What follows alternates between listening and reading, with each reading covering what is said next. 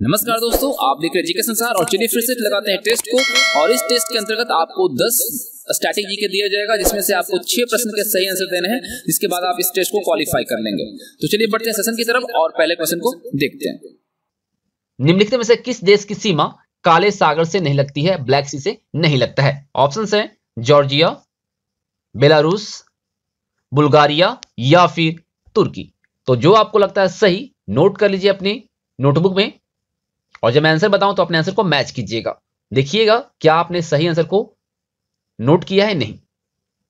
तो I think आप लोगों ने कर लिया होगा। आपका समय होता है समाप्त। सही आंसर यहां पे हो जाएगा ऑप्शन बी, बेलारूस। देखिए, ब्लैक सी जो है एशिया महाद्वीप और तुर्की के बीच में स्थित है, और इसके साथ बुल्गारिया, रोमानिया, यूक्रेन, रूस और जॉर्जिया की सीमा लगती है, लेकिन बेलारूस का नहीं लगता है। अगर हम तुर्की की बात करें तो उसका कैपिटल है अंकारा और करेंसी चलती है तुर्किश लीरा, याद रखिएगा। ठीक है, तो यहां पे ऑप्शन बी सही हो जाएगा। चलते हैं क्वेश्चन नंबर 2 की तरफ। क्वेश्चन नंबर 2 ध्यान से देखिएगा और उसके बाद आंसर कीजिएगा। वैदिक काल में ब्रीही किसे कहा जाता था? ऑप्शन है आपके गेहूं, चावल, जौ या फिर मक्का। वैदिक काल में ब्रीही जो कहा जाता था वो किसे कहा जाता था? तो जो सही लगता है आपको नोट कर लीजिए अपने नोटबुक में। काफी महत्वपूर्ण प्रश्न है। इस क्वेश्चन को पीसीएस में पूछा गया है, तो यहां पे उम्मीद करता हूं आप लोगों ने आंसर को नोट कर लिया होगा। आपका समय होता है समाप्त। सही आंसर यहां पे हो जाएगा ऑप्शन बी, चावल।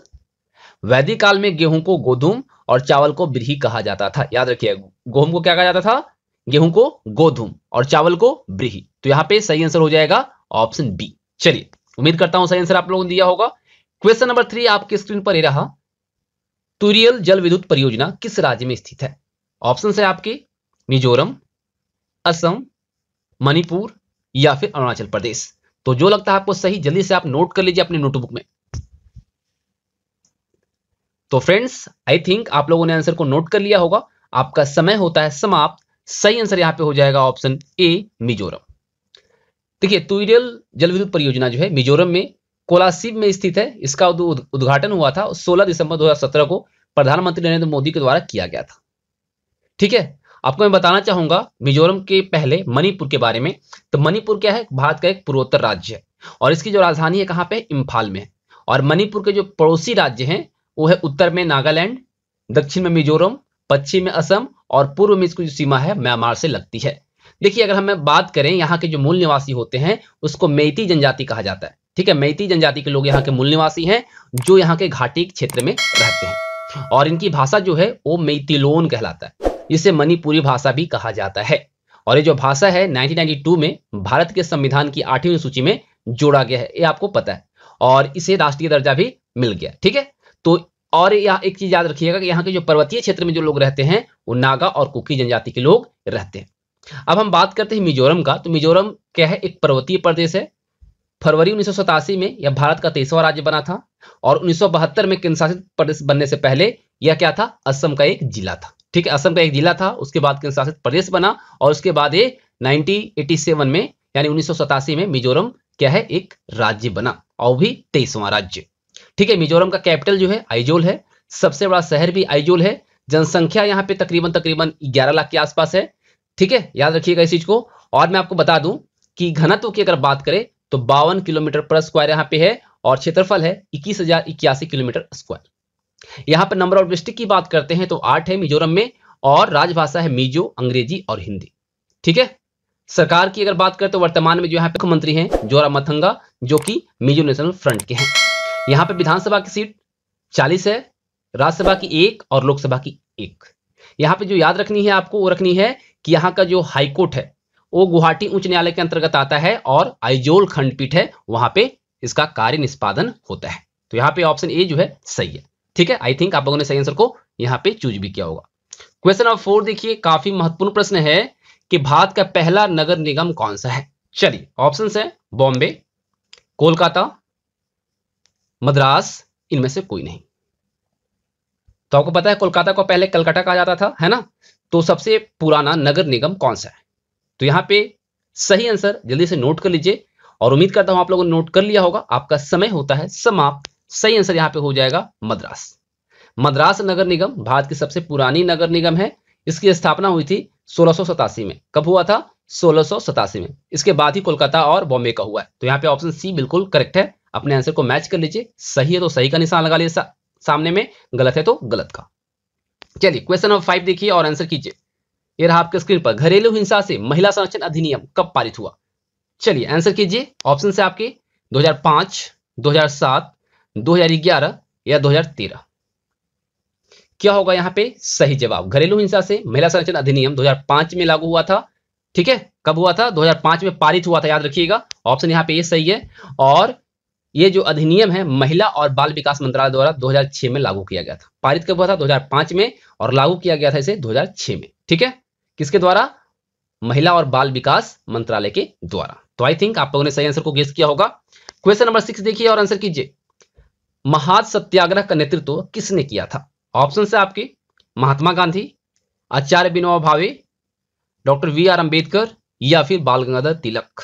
तो जो लगता है आपको सही, जल्दी से कर लीजिए नोट। तो आई थिंक आप लोगों ने सही आंसर को नोट कर लिया होगा। आपका समय होता है समाप्त। सही आंसर यहाँ पे हो जाएगा डॉक्टर वी.आर. अंबेडकर।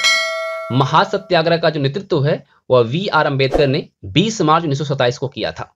और जो सत्याग्रह है महाराष्ट्र के रायगढ़ जिला में एक महाद स्थान है, वहां से किया गया था। इस वजह से महासत्याग्रह का नाम इसको दिया गया है। तो यहाँ पे ऑप्शन सी करेक्ट आंसर हो जाएगा।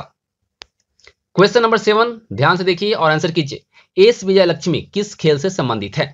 ऑप्शंस हैं बैडमिंटन, चेस, हॉकी या फिर टेबल टेनिस। तो क्या होगा यहाँ पे सही जवाब? आपको देनी है, नोट करनी है नोटबुक में। और फाइनली आपके अगर आंसर सही है तो सही का निशान लगा लेनी है, गलत है तो गलत का। और देखना है कितने प्रश्न आपके सही होते हैं। 10 में से 6 आप क्या सही करते हैं या नहीं करते हैं, अपने स्कोर को कमेंट बॉक्स में शेयर करना है। तो यहाँ पे आपका समय होता है समाप्त। सही आंसर हो जाएगा यहाँ पे option D chess. S Vijayalakshmi Bharat की शतरंज खिलाड़ी हैं।